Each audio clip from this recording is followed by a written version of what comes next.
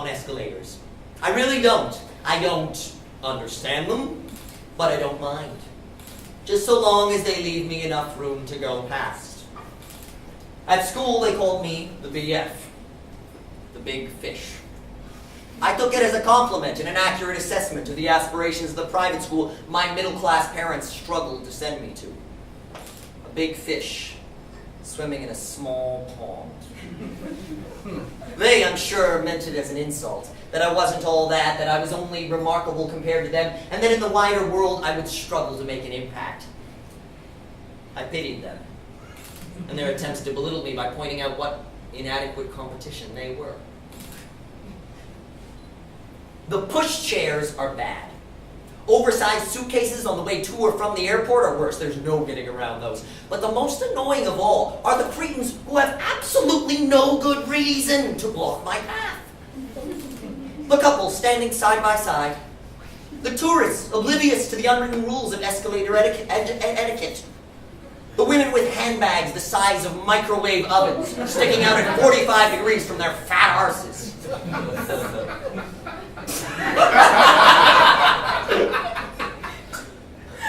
I've always been in a hurry.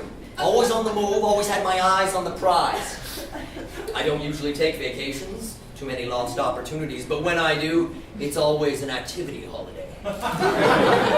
Climbing, or diving, or even skiing. No sitting on the beach going lobster red for me. No guided tours, the pace dictated by the slowest in the group. The only time I'm truly at rest is when I'm asleep. And I begrudge every wasted moment. As the shuffling masses diverge at the bottom, left for the achievers, the go-out-and-getters, right for the happy with their lot, let the world carry them, pass them by sheep.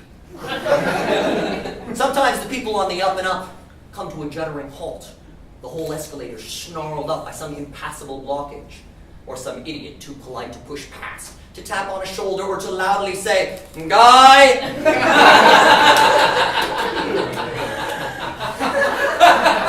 It makes my blood burn. At uni, I realized, and it was a hard, cold lesson, that having talent wasn't enough. That in a big pond, there was always going to be someone smarter and better than me. And my mediocre upbringing was never going to help that. I realized that if I wanted to become who I wanted to become, then I had to want it more. I had to strive, to seek out alternate routes, to improvise. And I realized that the best qualifications were not always, or hardly ever, the grades of your exams or the class of your degree. I always push past. Whatever the blockage, whatever the reason. How dare they slow me down? I'm sure it earns me some sour looks. But I smile as I hear their muttered curses, because by then, they're behind me, trailing in my wake. You don't get anything in this life coming second. There are no small fish in the city. In the private banks and hedge funds that are my domain, my stomping ground. All the traders are big, some much bigger than others. That's not to say that they have talent, far from it. Those upper-class twats have remarkably little. They rise in the quality of their family crest. The right school followed by the right college at the right uni, the right friends in the right private members clubs. But they all have drive. They all know how to maximize their potential. They all know how to schmooze and how to ignore the flotsam and jetsam that clutters up the escalators of life. Now, city traders don't think of themselves as just any old fish. No. They know they are the biggest fish in the ocean. They're the sharks. And they attack ruthlessly whenever they sense blood in the water. I heard that sharks always have to swim. That if they stop, they'll sink and drown. They need that flow of water over their gills to extract oxygen. They need that flow to give them lift, because they have so little buoyancy.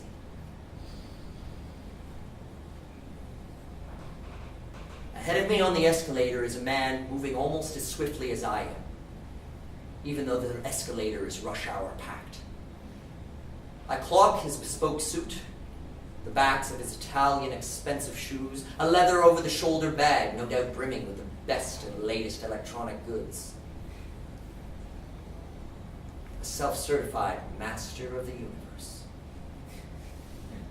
A big fish.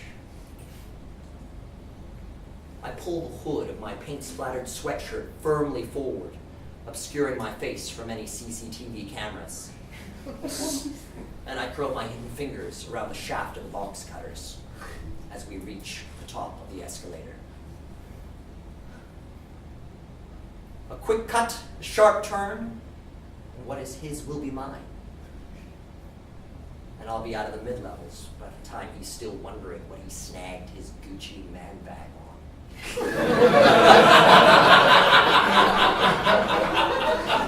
And where it's fallen to in the surging crowd.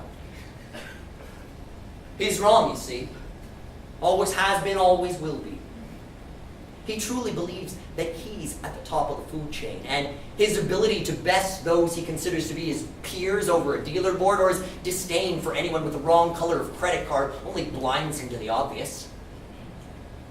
Which is that the battles he fights are only make-believe. A game played by the rich at the unwitting consent of the poor. And that in this day and age, even sharks get hunted.